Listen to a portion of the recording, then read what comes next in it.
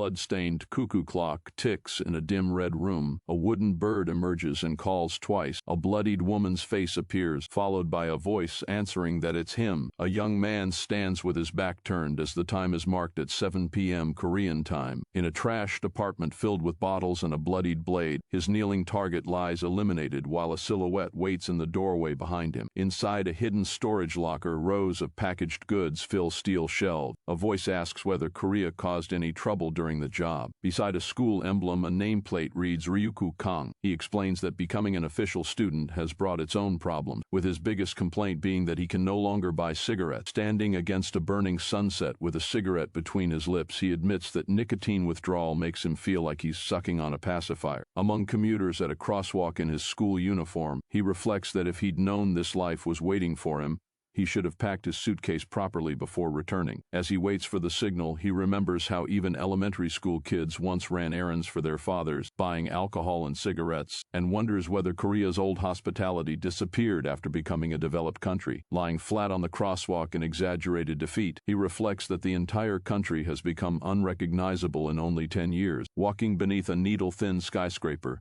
he marvels at how futuristic the city looked. Luxury cars fill the streets, seemingly everywhere he looked. A red supercar stops nearby, and a woman steps out, catching his attention. Dressed sharply and carrying coffee and her phone, she walks past as he silently takes in how much the living standards surrounding and even people's mannerisms have changed. With the skyline behind him, he continues thinking about how different everything is from the last time he lived here. His eyes briefly drop to the woman's figure before he catches himself, noticing that there was nothing this big before. She stops beside a massive duck sculpture to take a photo. He stares at it in disbelief as cherry blossoms drift along the riverside around the floating giant duck. Despite all the changes, he decides the cherry blossoms remain exactly the same. The sight brings back a memory. A young boy runs along a blossom-covered path, calling for his mother and asking if she has seen the duck. His father takes his hand and mentions that he has already reserved dinner for duck soup, knowing exactly what his son would ask. An older Kang man watches the family walking ahead as petals drift through the park. The boy rides on his father's shoulders and excitedly claims popcorn is falling from the trees,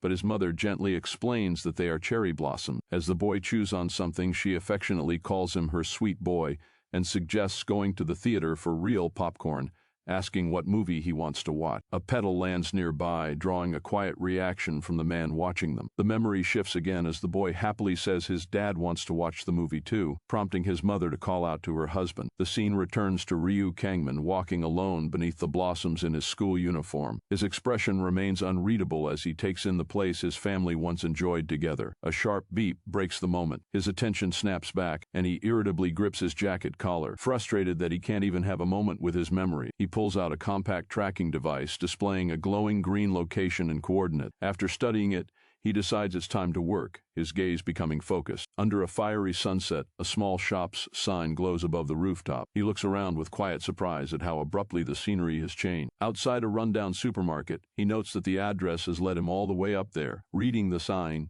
he dryly remarks that calling it a supermarket is generous, and decides that this finally looks like somewhere ordinary people actually live. When nobody answers, he chooses to wait. As he wanders inside, he browses the cigarette shelf and considers taking one for himself. Meanwhile, an older shopkeeper crouches among the stock and suspiciously questions whether a student should even be smoking. When the shopkeeper rises to greet him, Kang-min smoothly claims that he's only running an errand for his father. He produces a sleek black card and places it on the counter, presenting it as his father's card. He then asks the shopkeeper to put the payment on a 36-month installment plan. The shopkeeper turns away unimpressed, muttering that he's a paying customer too, before briefly apologizing for brushing him off. Holding up a snack, Kang-min explains that after watching countless Korean dramas while living abroad, he mistook the shopkeeper for one of those familiar drama characters, which is why his expression caught him off guard. The shopkeeper dismisses the idea and mentions that he also recently returned from working overseas. Both men remark on the strange coincidence of meeting like this, and Kang-min agrees with a thin smile, his eyes sharpening beneath his hair. A framed family photo rests beside a knife and fruit on the counter. The shopkeeper reveals that Kang-min once worked in the same line of business as him. Kang-min begins to identify himself as a contract killer, but the shopkeeper suddenly grabs his collar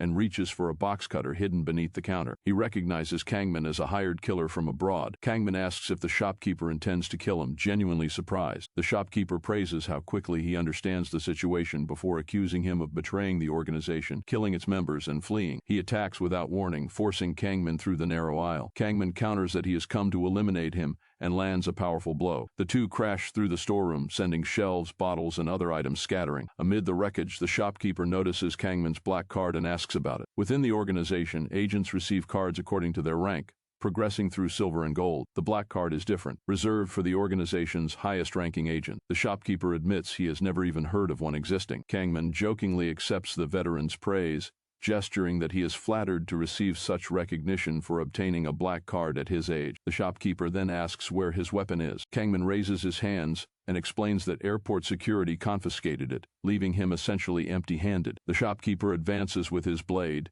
incredulous that someone of black rank could be so careless. In the darkness, two hands grip improvised weapons as the first rule of assassination is recalled.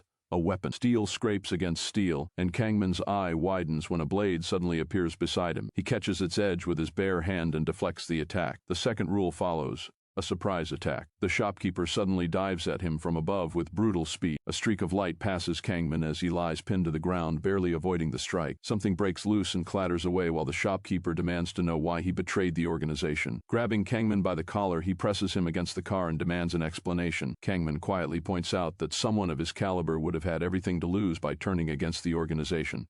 The shopkeeper continues, asking why someone who benefited so much from it would still betray them. Kang-min's attention shifts to an open tin can on the counter.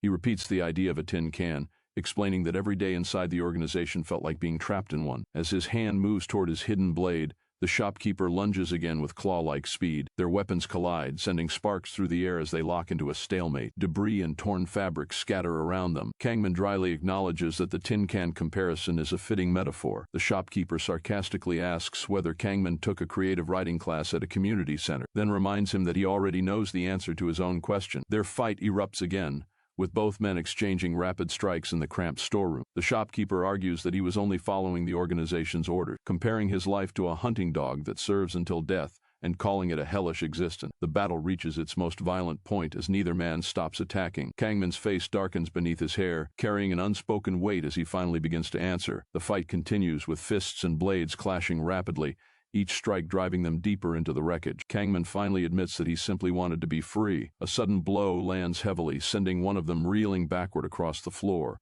Bloodied and breathing heavily, the shopkeeper insists that Kang-min's freedom must have come at a cost and asks what he lost. A blood-stained collar tag comes into view as Kang-min admits that he lost only one thing: his family. Standing over a photo of his wife and child, Kang-min explains that once the organization discovered his betrayal, they killed everyone he loved. The organization tracks every agent's family and keeps them under constant surveillance, using them as leverage to prevent betrayal. He lunges forward as he explains that they are effectively held hostage, demonstrating the force of his strike with a sack of flour. A violent impact shakes the room as their fight intensifies. Nearby, a photo frame and a plated apple remain undisturbed, while the shopkeeper remarks that even regret cannot undo what has already happened. Another devastating blow sends debris flying. Bloodied, Kang-min bitterly asks whether the shopkeeper means that it is too late for him. He admits that the price of his freedom was his family's lives. The shopkeeper's expression turns almost manic as he calls that price cheap and questions how Kang-min could betray the organization knowing his family would be sacrificed. Standing over the fallen shopkeeper, Kang-min remarks that they all say the same tired, meaningless thing. The scene shifts to a familiar storefront that Kang-min used to visit often. He has known its owner for years. The old shopkeeper stands pale and trembling, sweat running down his face as though he is about to collapse. The man behind him asks if he is all right and suggests closing early so he can rest. The shopkeeper looks at a photo of his wife and two children and explains that resting would mean he could not feed his family. The younger man quietly recognizes him as a truly good and devoted father, working himself to exhaustion for his bedridden wife and children who know nothing of his struggle. In that cramped shop, the man has spent his life sacrificing everything for those he loved. Yet the younger man's expression contradicts his words. Standing over the shopkeeper's lifeless body, he calls him an idiot. Blood gathers around the corpse as his cold eyes settle ahead. When a voice demands to know why he killed him, he explains that watching someone sacrifice everything for his family while pretending to be happy disgusted him. A memory surfaces, questioning whether he too works to protect people he loved. As knives descend from above, He recalls his years surviving as one of the organization's trained killers. A senior figure once stood over him with a cruel smile and offered a simple lesson: family is nothing more than a leash. Among the shelves, Kang-min's expression hardened. Violence erupts around him, sending glass and debris through the air. Fighting through the pain, he resolves that if he must spend his life bound by a leash, he will tear it apart himself. Blades cross above his head as he fights back, refusing to remain trapped by anyone else's idea of love or duty. The senior assassin sneers that he would rather slit his own throat than accept such a leash. He suddenly lunges, blade flashing as he closes the distance. Mocking the situation, he wonders how one is supposed to cut a throat properly, then complains that his blade feels too small. His confidence breaks when something interrupts his movement. Blood drips from a thin blade held steady in a hand as the senior demands to know how it got there. Kang-min calmly asks how he failed to notice. He explains that his opponent should have paid closer attention to where his tools ended up. During the fight, he had repurposed a shard from the broken box cutter, flicking it loose and throwing it with precision. Straightening his tie, Kang-min calmly recalls the third rule of assassination. A weapon should never be thrown carelessly because it can always be used against its owner. Metal clashes as the senior staggers and chokes in disbelief that a simple box cutter fragment managed to draw his blood. Kneeling among the wreckage, he wonders whether Kang-min has been playing with him from the beginning. Kang-min coldly denies it. A shattered photo frame lies between them as the senior asks whether another reason caused Kang-min's betrayal. Kang-min's expression remains unreadable as he explains that he holds nothing personal against him. Blood runs down the senior's throat as he admits that Kang-min's calmness in front of him is unsettling. Kneeling in the spreading pool of blood, the senior assumes Kang-min was sent by the organization to kill him. Kang-min corrects him, explaining that his mission in Korea has nothing to do with him. The senior's eyes widen as he realizes he was never the real target. Kang-min reveals that he was sent to eliminate someone far more significant, important enough to justify risking his own life for the mission. He then calmly asks whether freedom was truly what the senior wanted, suggesting that perhaps this is finally the answer to that wish. Kneeling in the wreckage, the older man finds something close to eternal freedom as his life fades. Nearby, a blood-stained clock continues ticking,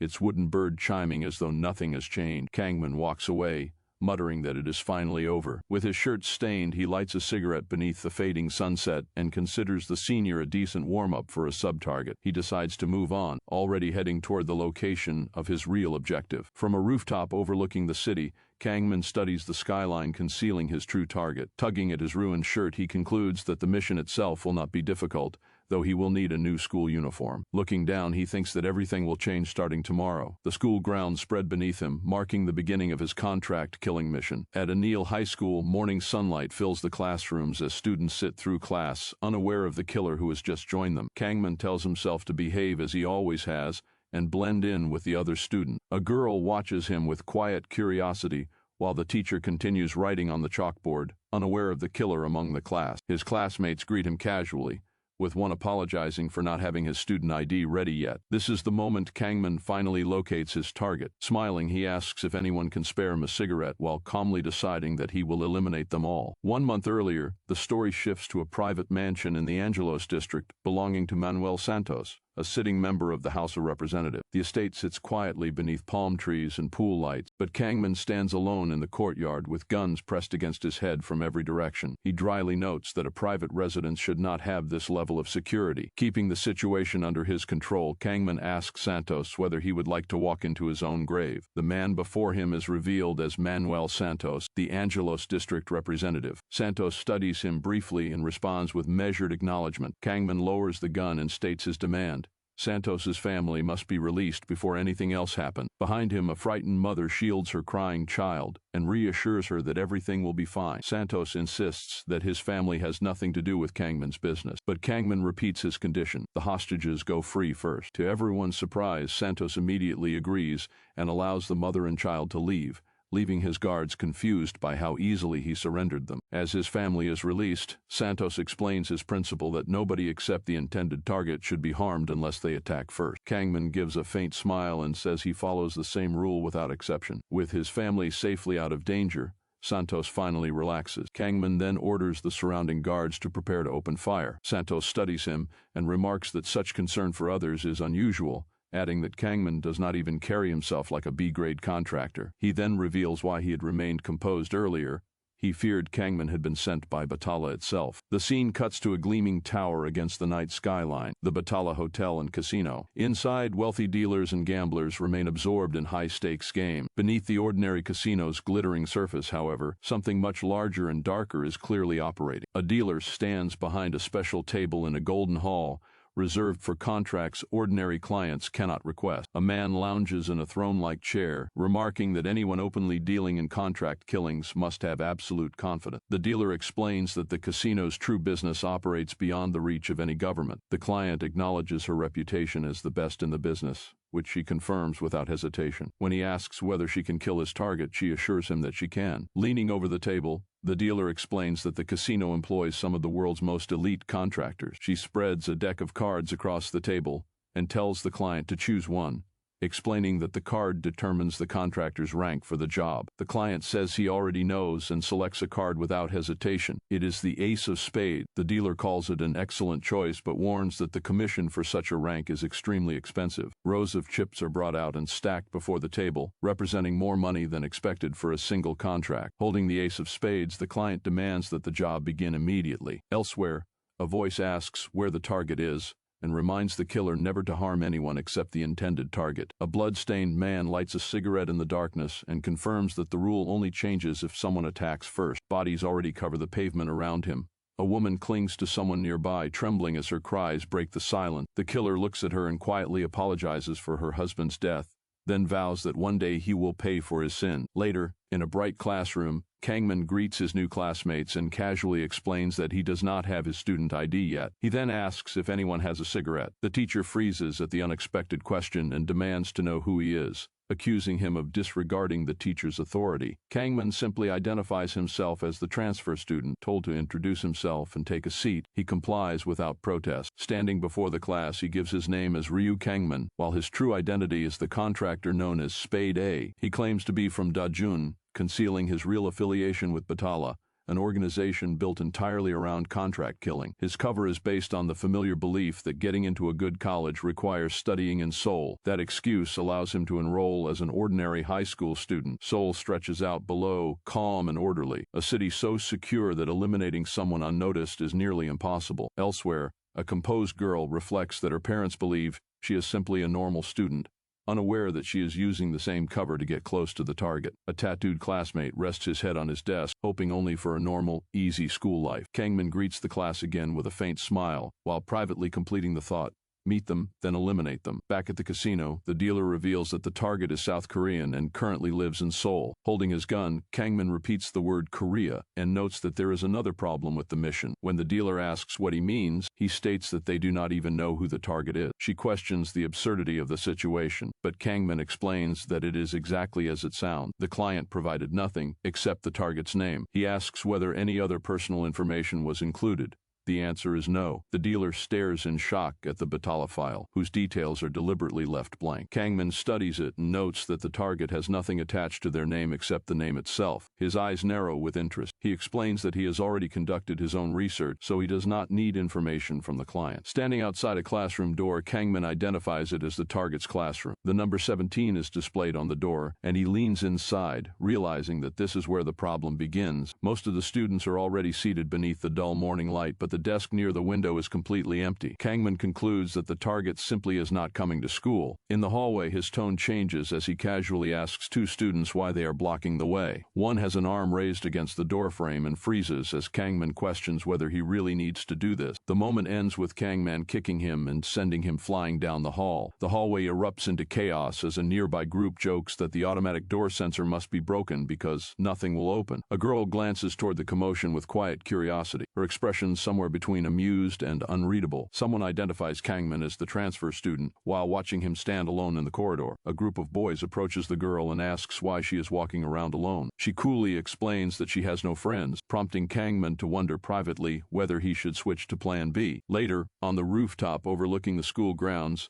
Kang-min takes a slow drag from his cigarette and exhales with a wide, unsettling grin. Crouched among the others, he easily blends into their conversation as they laugh and comment on how effortlessly he smoked. One asks if he really moved from Daejeon, and he simply confirms it. A tattooed young man asks whether Kang-min knows Liang Wan, the reputed top figure in Daejeon. Three classmates stand around him as he faces away, and after a long silence the moment finally moves forward. Kang-min takes another drag and recalls his old friend Sang-won, who made him drink until he could barely stand the night before his transfer. The memory has now become part of the persona he uses as armor. A girl nearby chews on a snack stick and listens with wide eyes. She has heard that Kang-min smashed a karaoke machine that same drunken night and now assumes he must have been important back in Daejeon. Kang-min brushes it off, crouching beside the tattooed boy and describing their connection as nothing more than friendship. The tattooed boy studies him carefully, sensing something dangerous beneath his casual attitude. He then extends his hand with a wide smile and asks to be friends. Kang-min accepts without hesitation, marking the beginning of his first genuine connections in Korea. The group crosses the street together as the setting sun casts an orange glow over their uniform. Kang-man walks at the front with his hands in his coat pockets, unintentionally taking the lead. One of them asks whether he is going straight to the academy. Kang-min answers that the shuttle van is already waiting. Although the others hesitate over what to make of him, Kang-min privately admits that he does not want to go. As the city lights blur behind him, a girl calls out for him to come back alive. Her words stay with him as he steps onto the van.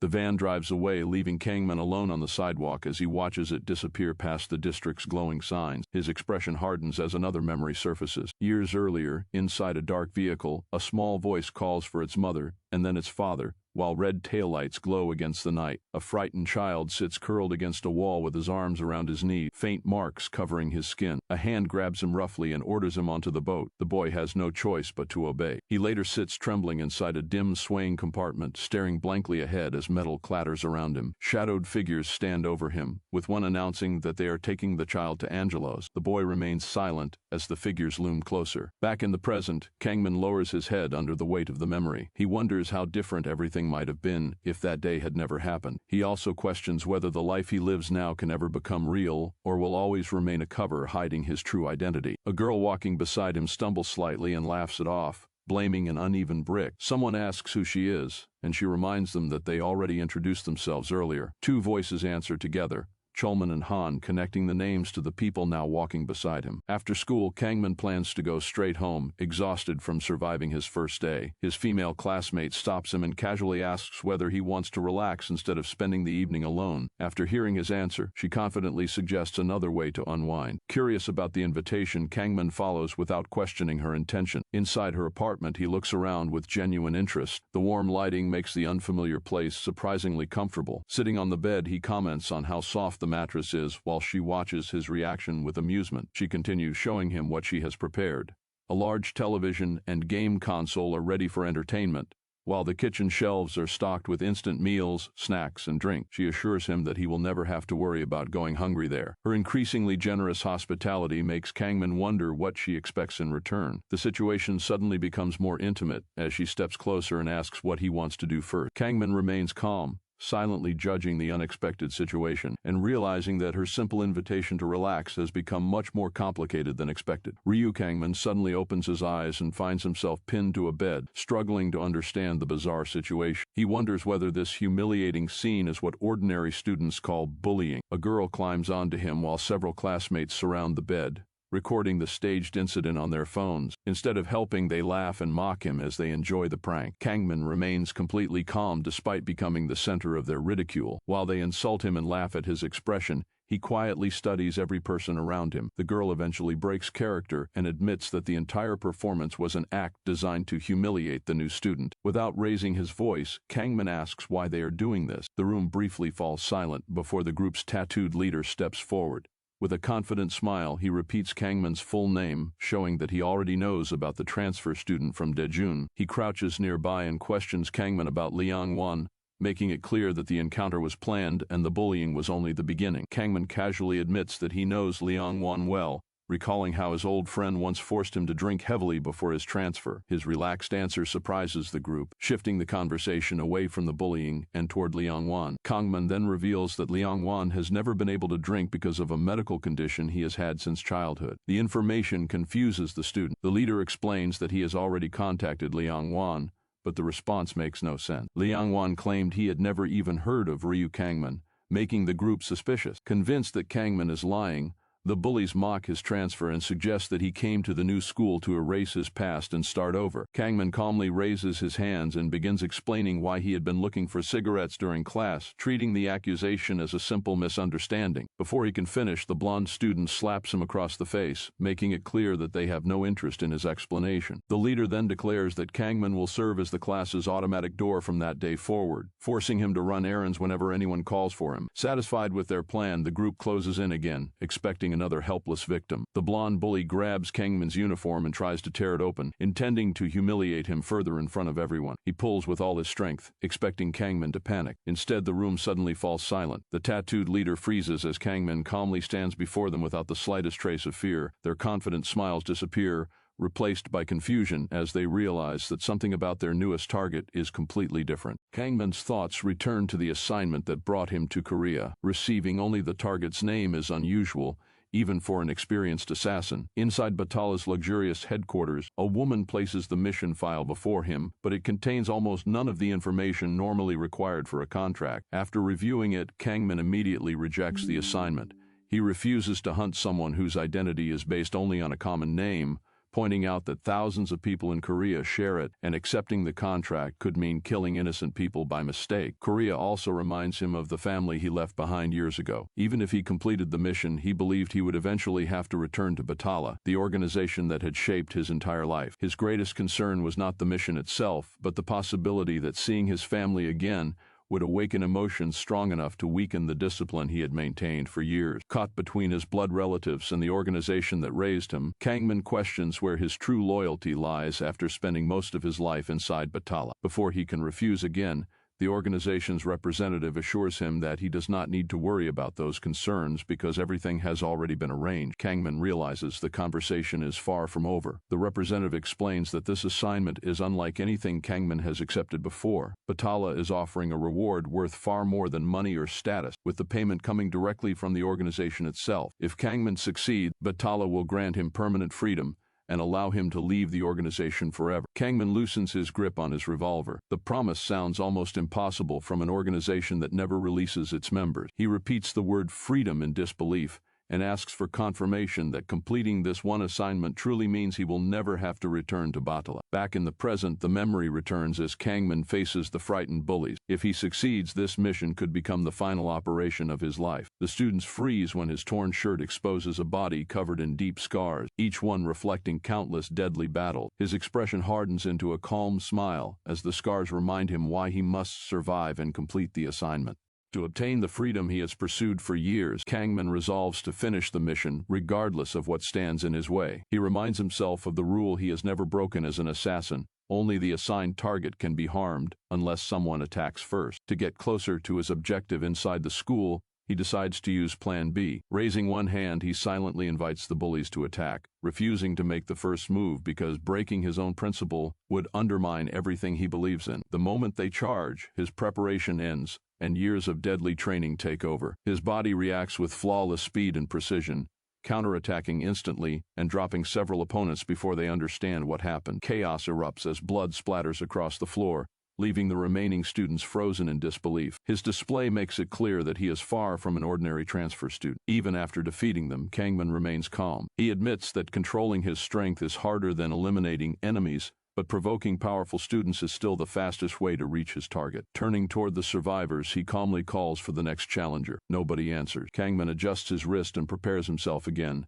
his expression making it clear that he is ready to continue. The room falls silent beneath his intimidating presence. Without breaking his own rules, he has already taken the first step toward reaching the influential figures connected to his true target. 6 years earlier, on Batala's private island, a secluded stretch of untouched shoreline known as Kamatan lies beneath the sun, isolated from the rest of the world and known only to the organization that owns it. On Batala's island, a warning horn stands on a rusted pole facing the sea. 7 minutes have passed since it sounded, while a black flag bearing Batala's symbol flutters along the tree line. The horn counts down the final 3 minutes before the deadline. Deep underwater, Ryu Kang-min sinks into the darkness, chained by his wrists and ankles. A voice from above taunts him, asking whether he plans to become shark food. As a trainee, Kang-min strains against the chains while the pressure closes around him. A label identifies him only as Trainee No 55% of the Batala training facility, one among countless recruits meant to be broken or discarded. 8 minutes pass. Kang-min desperately works at the chains beneath the surface, his fingers slipping against the metal as his remaining air runs out. His lungs burn, blood vessels strain, and bubbles escape as he fights both panic and instinct. Above him the ocean remains calm, with waves washing over the empty shore. Then broken chain links begin drifting onto the beach. Kang-min collapses onto the sand, gasping for air, with a small red octopus resting on his wet hair. He jokes that he nearly became a Korean buffet for the fish before staggering toward the black flag. He quietly tells his late grandmother that her grandson is not ready to join her yet. As sweat and seawater run down his face, the click of a gun hammer suddenly freezes him. A tattooed, silver-haired instructor in a red floral shirt stands over him with a pistol aimed at his head. He informs Kang-min that he exceeded the time limit by 1 minute. With the barrel against his temple and the octopus still clinging to his cheek, Kang-min sighs and jokes that he may be joining his grandmother after all. The instructor pulls the trigger. Birds scatter over the palm trees as a feather drifts past the black and gold Batala flag. Kang-min lies sprawled on the ground while the instructor insults him before surprisingly praising his survival instinct. He explains that using whatever is available during a crisis shows a professional mindset, and questions whether Kang-min remained fearless with a gun inches from his eyes as his final act of defiance. Still drenched and exhausted, Kang-min replies that he is not an idiot. He explains that the first shot from a weapon is always a blank to prevent accidental misfires, meaning the round fired at him was never real. The instructor's smile sharpens as he raises the pistol again and warns that from then on every loaded round will be live. Kang-min stares coldly through his hair and asks whether the bullets currently loaded are real. The scene shifts to South Korea, introduced as a peaceful country filled with glowing signs and ordinary street noise. Inside a dim motel room, 5 figures surround an unconscious man on the floor. Unlike Kang-min's former world, these are ordinary high school students who have grown up without violence. They stand tense and uncertain around him. Kang-min slowly raises his hands, reminding himself that killing them without thought is not the right approach. Straightening his torn shirt and exposing the scars across his chest, he decides he needs a plan suited to this situation. One student nervously watches as Kang-min bends down and complains that the buttons on his new uniform have popped off.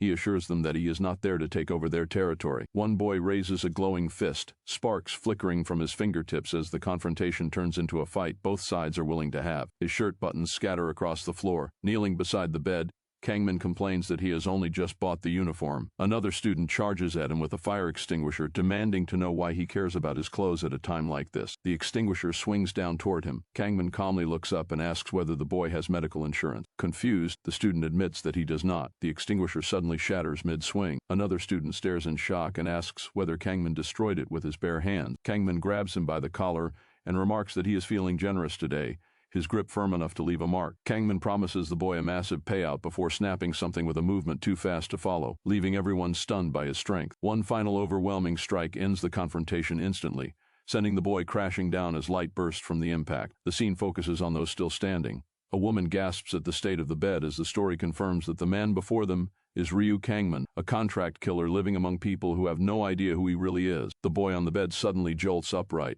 shocked to discover that his throat has been pierced, confirming him as a target. The woman recoils at the sight, struggling to process what she is seeing. Kang-min turns to the remaining 2 and explains that he still has one question before he is finished. The girl begs for mercy, insisting that he would never hit a woman. In panic, the other boy suddenly claims that he is also a girl. Ignoring their excuses, Kang-min asks about the friend they usually spend time with, certain that someone else is missing. The scene cuts to a classroom where an empty desk belongs to a student who is held back and rarely attends class. Back in the room, one boy nervously asks whether Kang-min knows where that student is. Kang-min questions why he is looking for him and repeats the question when the boy hesitates. The boy suddenly screams and runs, with his friend stumbling after him. Cornered near the bathroom, he admits that he is terrified because he believes he will be hit, regardless of what he says. A door slams against its frame, leaving cracks in the wood as pale light spills through the opening. Kang-min calmly approaches and assures him that he will not hit him, simply asking him to come closer. When Kang-min turns back toward the room and wonders where the boy went, he notices him standing in the bathroom doorway. Once the door closes behind them, the boy reveals that his panic was an act,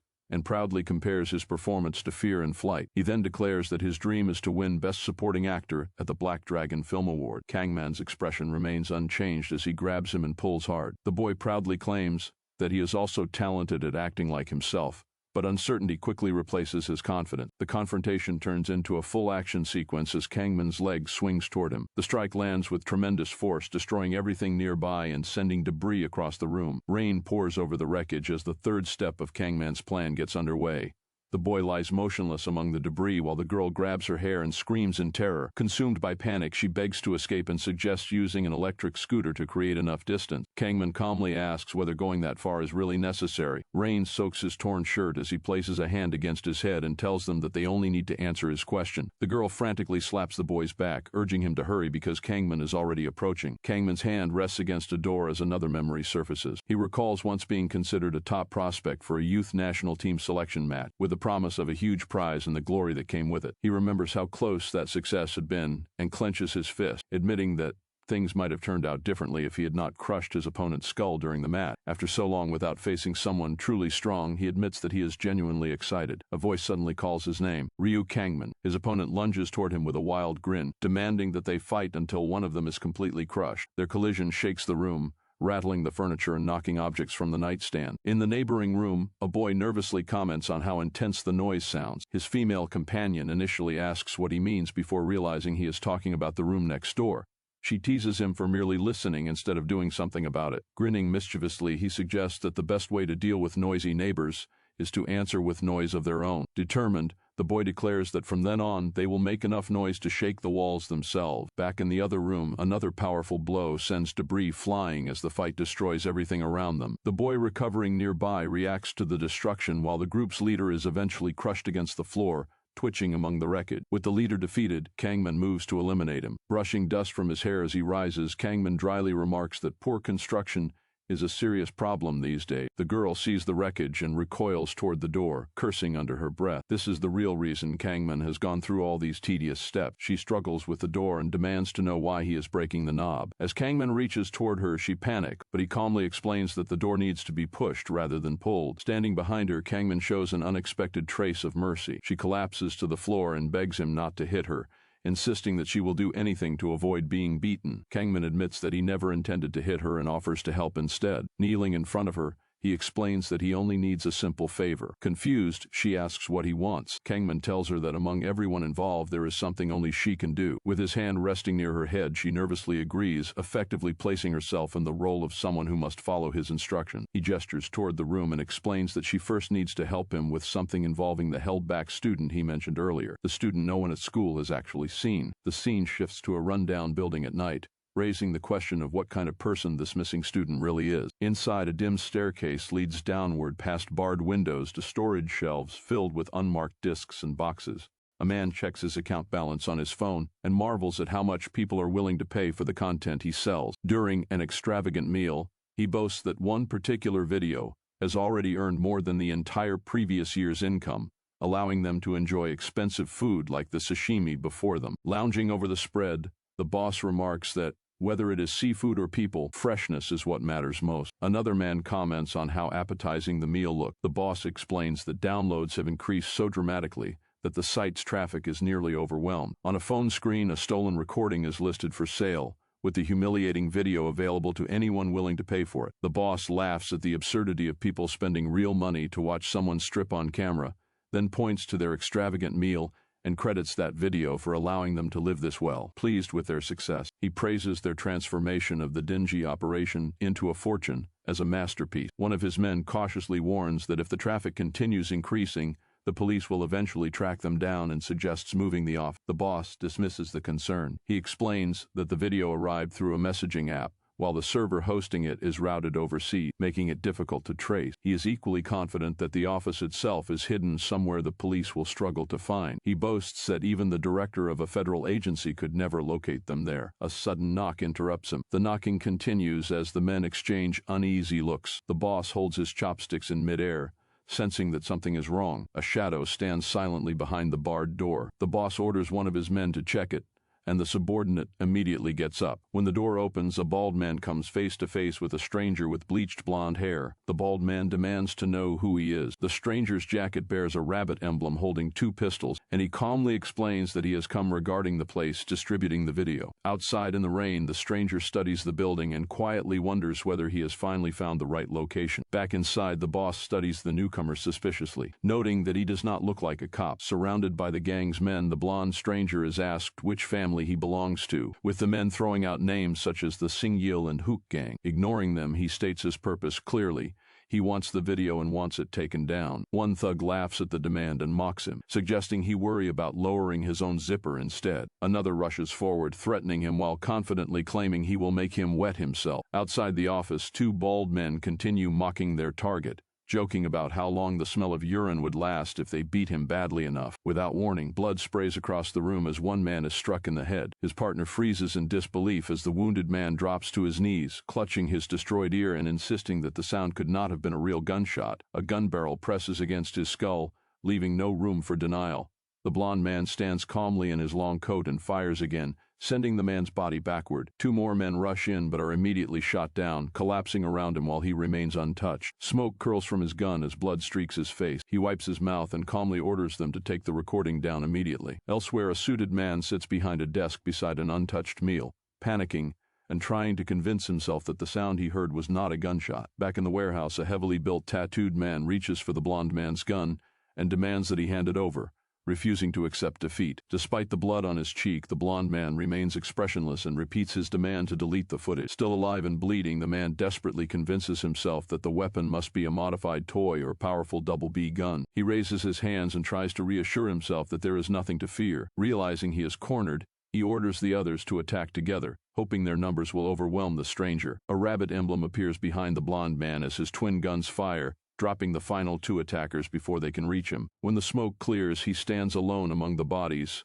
calmly lowering his weapon. Kang-min remains at the center of the wreckage, surrounded by the men who tried to stop him. Nearby, a small safe sits untouched, its glowing keypad making it clear that robbery was never his objective. The suited man frantically searches the vault and stuffs cash into a bag, finally accepting that no toy gun could cause damage like this. Panicking, he considers calling the police but decides to take what matters and escape. Kang-min's shadow falls over him from behind, a gun pressed against the back of his head. He repeats his demand that the video be removed and warns the man that refusing will leave him like the bodies scattered across the floor. Shaking, the man asks whether simply deleting the file will be enough. Kang-min orders him to remove the hard drive directly from the reader, leaving it up to him whether he destroys or keeps it afterward. Confused, the man asks why Kang-min is going this far and wonders whether the person Kang-min was supposedly sent to kill somehow hired him instead. Kang-min remains expressionless and asks what he is talking about. A phone lies on the table as the man begins describing the person shown in the recording. The recovered video starts playing, revealing Kang-min's own face and confirming that he is the person captured on camera. Studying the footage, the man quietly remarks that what he is seeing seems unusually small. Kang-min's temper finally snaps. He pushes the gun forward and angrily reminds him that he already said it was small, so there is no reason to repeat it. Night settles over a quiet suburban house, with only an empty bedroom and a desk visible inside. A school locker bears Ryu Kang-min's name beside the Anil High School emblem, his untouched uniform hanging inside. Deep underground, a narrow stairwell leads to a workshop where tools and a name tag reading Hyun-soo sit beside a pair of tweezers. Despite South Korea's strict firearm laws, Hyun-soo calmly assembles a rifle piece by piece. After fitting the bolt into place, he insists it is only a modified toy. Surrounded by pistols, knives, and rifles, he picks one up and calls it another fake, then steadies the scope and admits that this particular weapon is real. Meanwhile, Kang-min crouches on the school playground and asks for a smoke. A bruised classmate hands him a crushed pack, and Kang-min takes a cigarette before having another tattooed student light it for him. Several classmates gather around, while one girl watches quietly. She asks why Kang-min called everyone there. Exhaling smoke, he reminds them that their conversation from the previous day is unfinished. He also points out that they still have one more friend, the returning student from the next class who never attends school. The others exchange nervous looks without answering. The girl's thoughts drift to that same person, bringing back a memory. In the past, she remembers standing among the aftermath of a violent scene before the memory shifts to a shooting range. She runs through the procedure of resetting and clearing a weapon, frustrated by how badly someone had zeroed. When the men behind her ask whether she served in the military, her irritation only grows. Her attention then settles on a stuffed elephant among the shooting range prizes, along with a small pepper plush she wants. A man offers to help her win it, but Hyun-soo steps in and takes the weapon. His profile identifies him as Jang Hyun-soo, 20 years old, a first-year student at Anil High School and a returning student. Hyun-soo fires and immediately impresses everyone with his accuracy despite claiming it is his first time using a gun. He hits target after target until the crowd realizes he is about to achieve a perfect score. His classmates joke that someone with his ability would be an ideal Ministry of Defense recruit. After finishing, Hyun-soo gives the girl the muscular stuffed elephant. She thanks him and promises to reward him later, leaving him visibly surprised while his friends tease him about the elephant being his most valuable asset. Later, Hyun-soo thinks about her promise while holding a gun. Unsure what she meant, he dismisses the thought and convinces himself that being good with a gun is nothing special. Elsewhere, a young woman with long dark hair and a leather jacket walks near a subway entrance, irritated by everything that has happened. She wonders why Kang-min would take an interest in someone like her and admits she had wanted to forget the whole incident. A young man approaches and asks what she is muttering about, even wondering if she is schizophrenic. She notices that his clothes closely resemble hers and jokes about their matching outfits. She then asks why he called her out alone on the weekend. He reminds her of the favor she agreed to at the room cafe, making it clear that she had promised to do one simple thing for him. Later, they walk through Seoul as he shows her local listings on his phone. He explains that he heard the neighborhood is one of the city's hottest areas. She claims she is only showing the country bumpkin from Daejeon around Seoul, though even she knows that excuse is unconvincing. She remembers seeing Kang-min beat those men and fears he might involve her in something dangerous. Meanwhile, Kang-min admires Seoul, even commenting that its pigeons look sophisticated. He turns toward her and suggests they eat first. She immediately assumes he likes her. As they continue walking, he asks what she wants to eat and shows her a restaurant recommended by his algorithm before taking a picture of them together. They enter a traditional restaurant where the table is covered with dozens of dishes. She is overwhelmed by the huge spread and questions why he ordered such an extravagant course. She then criticizes his choice of restaurant, joking that he must never have been on a date before awkwardly apologizing for saying it. Kang-min quietly admits that he has never really had proper friends. Looking at the food, she becomes unsure what she is supposed to do in such a situation, and grows irritated when his words make her feel guilty. He simply tells her to stop talking and eat. She reminds him that she is supposed to be dieting, but complains that he keeps taking her to places with such good food. Kang-min eagerly digs in and praises the meal. He then points out a supposedly special fried dish, confusing her because she has no idea what he is talking about. Noticing something on her face, he wipes toward it with a napkin and takes another picture of them together. Later, they visit a small cafe filled with plants and wooden furniture. An alpaca suddenly cries out, startling them both. Kang-min laughs at its unusual sound, only for the animal to spit directly in his face. She laughs while feeding it, noting how gentle it is. Kang-min raises his phone in disbelief, demanding whether she saw the alpaca's audacity. The animal gives another blunt cry, and his picture captures him mid-shout with the alpaca behind him, while she covers her mouth and laughs. Later that evening, they stopped outside a gallery advertising an exhibition. Kang-min looked at the sign, impressed by what he thought was profound modern art, and wondered about the title of the piece. Inside, he stood before a urinal displayed as an exhibit and read its placard, "Excretion, not art," with genuine confusion. He asked her if she felt the same emotion he did, comparing it to the sensation of pressing a flush button. She simply asked what he was talking about. Kang-min took another picture of them together, and finally checked the exhibition's name. The sign revealed that it was actually the 2026 Bathroom Products Expo. By night, they reached a grand, brightly lit building marked BR. Kang-min kept photographing her outside while she asked how long she had to keep posing. He casually replied that he would stop when he was satisfied. When her phone warned that his storage was full, he was confused because he believed he still had plenty of space. Looking through the pictures, she questioned why he had taken so many. Kang-min explained that every picture of her looked worthy of being preserved in a history book, like a national treasure. Later, as they walked beneath the night sky, she thanked him for making the tour enjoyable. Kang-min was glad to hear it, but admitted he did not want the evening to end yet. She looked at him uncertainly before turning toward an empty target board. Kang-min picked up a rifle, recalling his earlier shooting experience. He dismissed the challenge of hitting one target out of 10 as too easy. The bald stall owner suggested it would make a good gift for a girlfriend, but warned that the challenge was not as simple as it looked. Privately, the owner knew the rifle's sights had been deliberately ruined. Even a Special Forces veteran would struggle to hit anything with it. Kang-min tested the weapon and immediately realized how badly it had been set up, then suggested making a bet. She looked at the stuffed animals and decided that if she hit every target, she would win one of the prizes. Kang-min told her she would have to do one more favor for him. Without hesitation, he fired, One target after another shattered under his rapid shots, sparks scattering across the stall.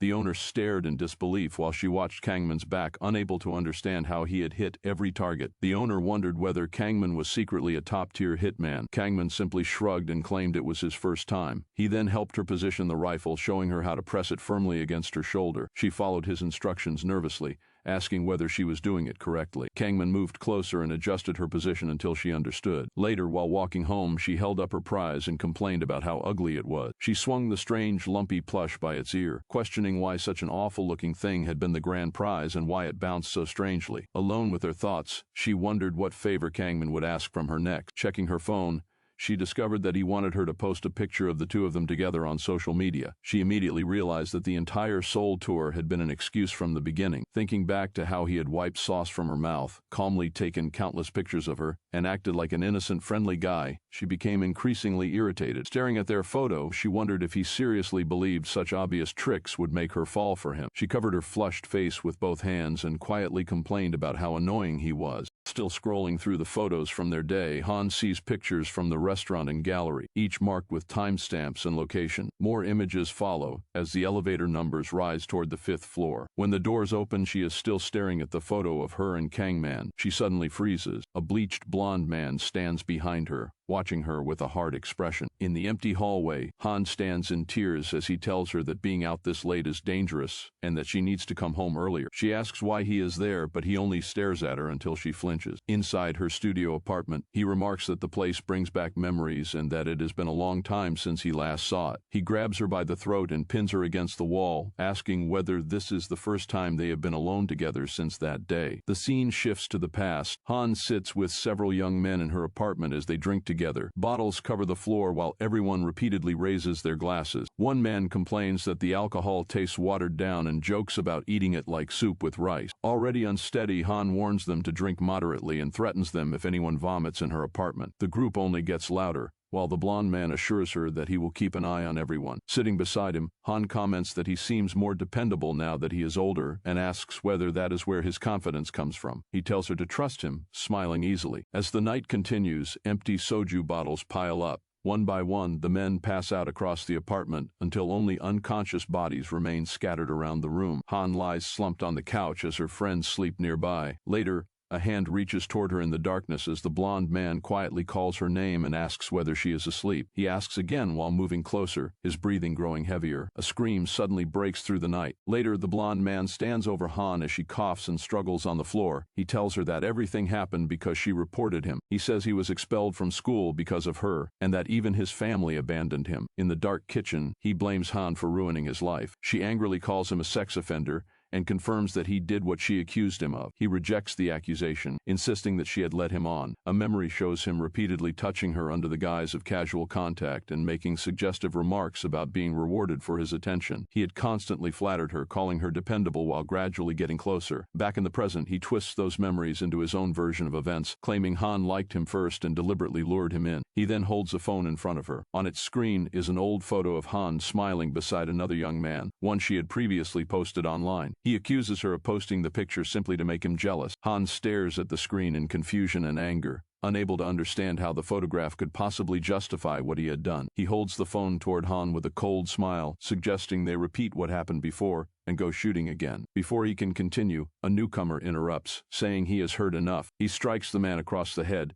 and demands to know whether he has lost his mind. Han calls him completely unstable and tells him to crawl back to his mother. A memory flashes back to a younger Han kicking a stuffed toy in fear. Since that day, she has been waiting for the chance to face him again. Now holding a gun on him, she reveals that she secretly filmed herself while practicing everything she could, and she is finally ready to show him the result. She grabs him, making him cry out in pain. His hands tremble uncontrollably as he admits how badly he is shaking under her grip. When she twists his arm harder, he screams, but she refuses to release him. Meanwhile, Han quietly wonders why he arrived so quickly, covering her mouth as she thinks about the situation. Elsewhere, a young man watches from the shadows with a faint smile, satisfied that hiring paparazzi to capture everything had been worth it. In an alley, several masked men confirm that they secretly photographed everything from a distance and uploaded the images as instructed. One curses Ryu Kang-min for causing all their problems. Another complains that getting beaten at the room cafe had not been enough enough punishment, and that they are now being forced into ridiculous errands. They recall their orders to photograph Kang-min and Han together and post the pictures online, hoping it will prevent another beating. Nearby, a bald man rubs his temple,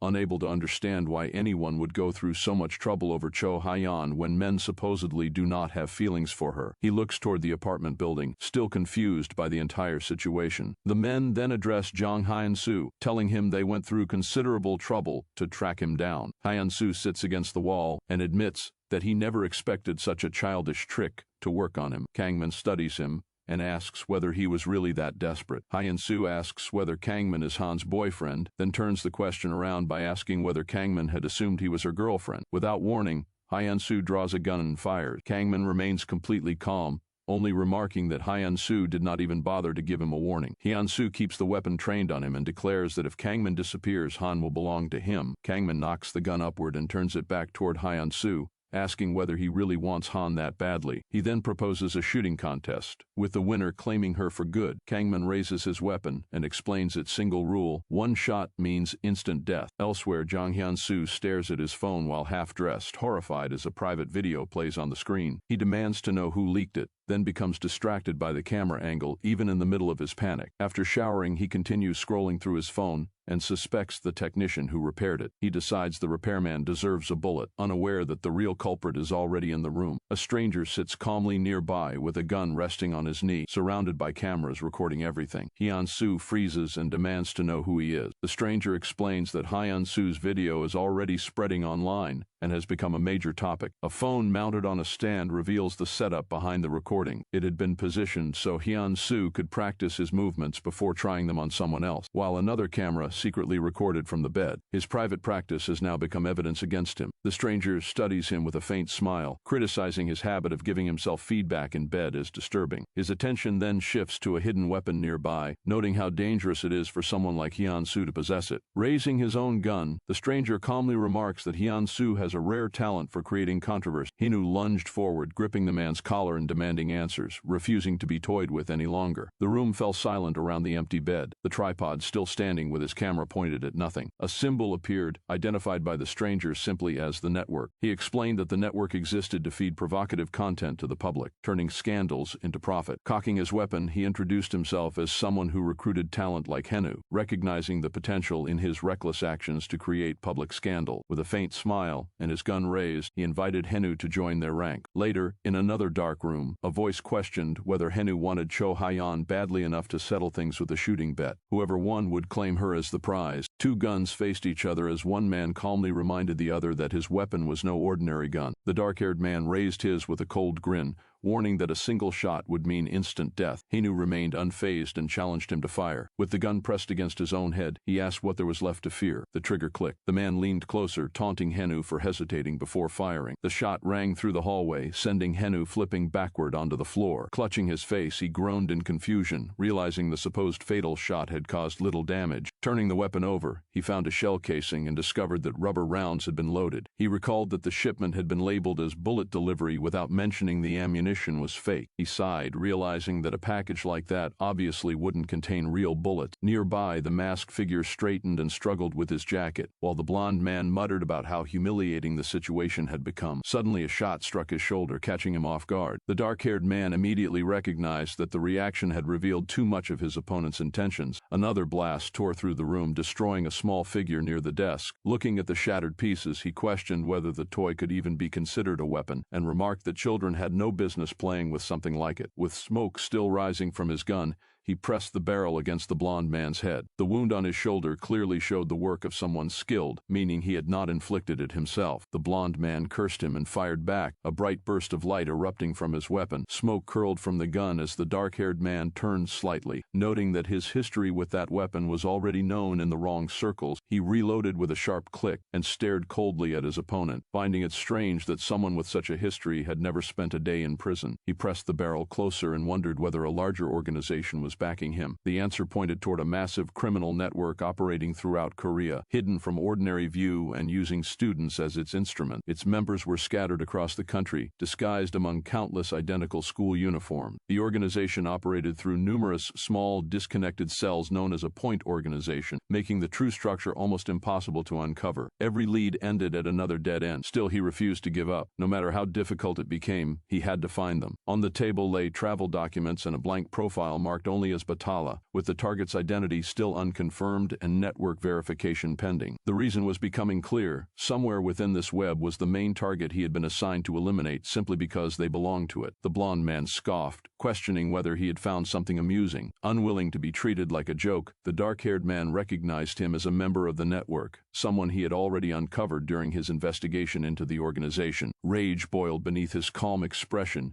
as he blamed the man for taking someone precious from him and becoming the first obstacle between him and his true target. To him, this fight was only a stepping stone toward reaching the person above them. A sudden movement broke the tension. The blond man reacted on instinct, raising his weapon and firing. He questioned coldly whether this was what dying looked like before aiming back with the same intent. A cry of pain followed as the bullet struck. The blond man staggered, blood spreading across his face before another impact sent him crashing through glass and debris. His phone fell nearby, its screen shattered. Amid the wreckage, Kang-min calmly opened a can and asked whether he intended to keep resisting. Addressing him as Mr. Criminal, the wounded man weakly denied being the villain, insisting he was only a victim. Later, alone in the darkness, the blond man stared at his phone and whispered Hyun's name. Messages filled the screen as he desperately asked why she wasn't reading them or answering his calls. Confused and furious, he felt that something about the situation was deeply wrong. A memory surfaced of Hyun standing close to him with her hand against his chest. She had once told him that shooting guns together was cool,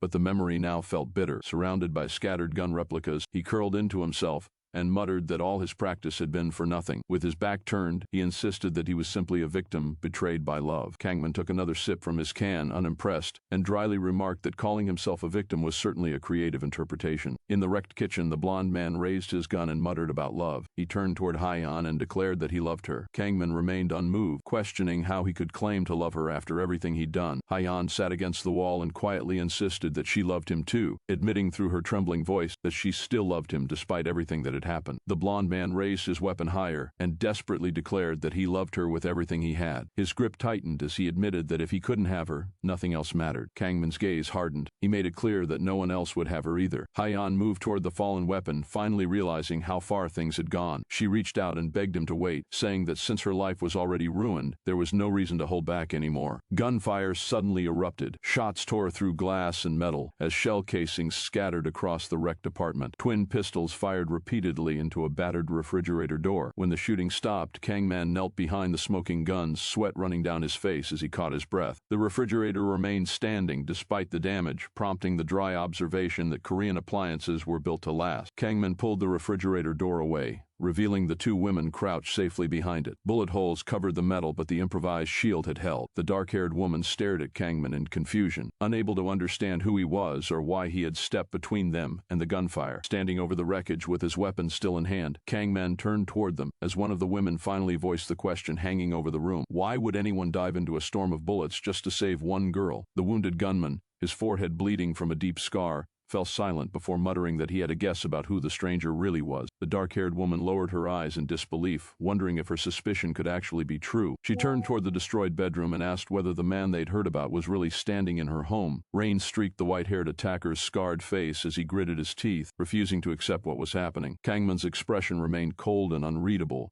as he asked whether they were really that curious about his identity. The woman stood close beside him, cheeks flushed as she admitted she was too embarrassed to say his name aloud. The white-haired man staggered up and aimed his gun at Kang-man, screaming in rage. Kang-man moved instantly. His blade flashed through the air, destroying the weapon before fragments scattered around him. The attacker gasped as blood dripped from his ruined hand. He screamed in agony, clutching the mangled stump where his finger had been severed. Kang-man leaned closer and warned him to keep quiet before the neighbors heard them. He calmly threatened to take the rest of his hand hand if he didn't stop screaming. Holding the Glock M00007, chambered in 9mm parabellum, Kang-min told him that what came next would be different. He tilted the weapon toward the light and made it clear that the round he had fired was real. The white-haired man froze and begged for mercy, asking whether Kang-min truly meant it. The slide racked with a cold click, sending panic across his face. He screamed that he refused to die before stumbling toward the door. Kang-min simply watched him escape, a faint smirk crossing his face as he remarked that the man could run surprisingly fast when properly motivated. Alone in the wrecked kitchen, Kang-min pulled his hood over his head and muttered that the man should have run from the beginning. Later, he walked through a crowded night street surrounded by neon signs. Ahead, a maid cafe glowed brightly as a cat-eared maid invited passers-by inside. The fleeing blonde man shoved past her, dismissing her as some cute cat. She stumbled and cried out, but he only told her to get lost before disappearing into the crowd. Moments later, he clutched his head and groaned, wondering how much longer his misery would continue. Kang-min's voice came from behind, calmly asking how much longer he intended to run. At a crosswalk, the blonde man turned around in confusion, insisting that he didn't understand what he'd done to deserve this. Surrounded by pedestrians,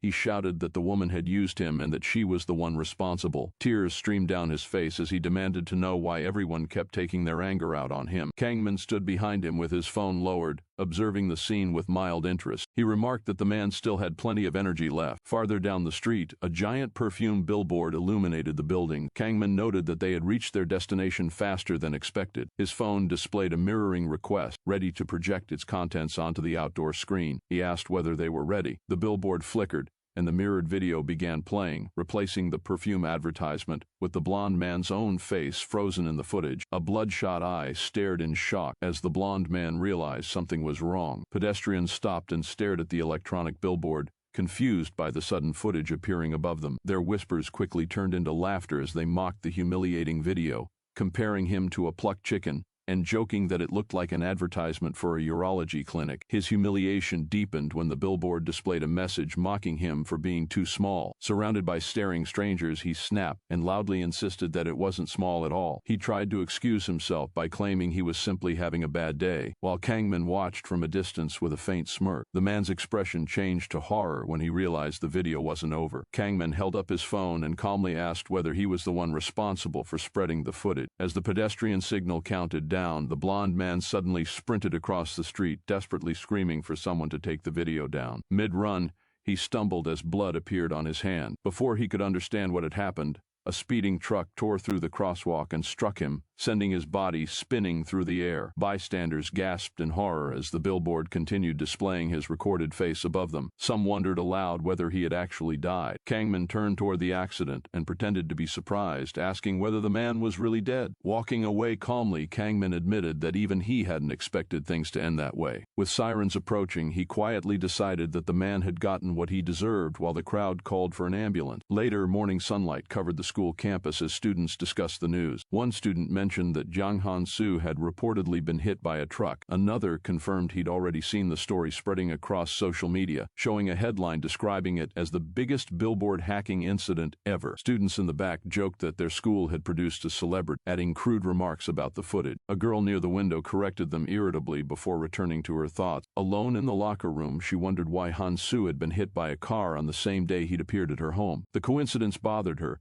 and she complained about the headache she couldn't shake. Her memories returned to the previous night. Han-soo had appeared unexpectedly in her apartment, and everything afterward had become unclear. She remembered only his threatening expression before screaming, after which her memory went completely blank. She wondered if she had passed out. Elsewhere, Kang-min sat quietly with his back turned and again praised Korean appliances. Still, something bothered him. He remembered the refrigerator door that had stopped the bullets and was fairly certain he'd heard his own name during the chaos. In a dim, empty space, two shadowy figures faced each other. One asked whether she had woken up yet before approaching the motionless figure. He calmly observed that her house was quite a mess, but assured her that she didn't need to worry about it. A bespectacled man wearing gloves interrupted with a report, gesturing toward the hazmat-suited workers behind him and stating that the cleanup was already underway. The suited man acknowledged it, adding casually that the cleanup would include erasing her memories of that night as well. Elsewhere, the girl touched her lips absent-mindedly, sensing something strange about her situation but unable to identify the source of her unease. Later, Kang-min walked home beneath a lone street lamp, carrying a small plastic bag. He complained that he couldn't find a convenience store willing to sell him cigarettes and questioned why his current identity had to be only 17 years old. He wished they had made him 24 with his military service already completed. Instead, he'd been forced to quit smoking for 3 years and would have to go through military service again. Hearing someone approach from behind, Kang-min turned and calmly asked what they wanted. A man in a dark suit stepped into the light and formally addressed him as Mr. Ryu Kang-min. Kang-min eyed him warily, pointing out how suspicious it was for a stranger to approach a high school student at night. The man politely apologized before bringing up the billboard hacking incident from the previous night. He held up a card and praised Kang-min's impressive work. The emblem on it identified the organization he represented as the network. Kang-min gave a faint, knowing smile, realizing this was exactly what he had expected. The man showed him the trending news about the billboard incident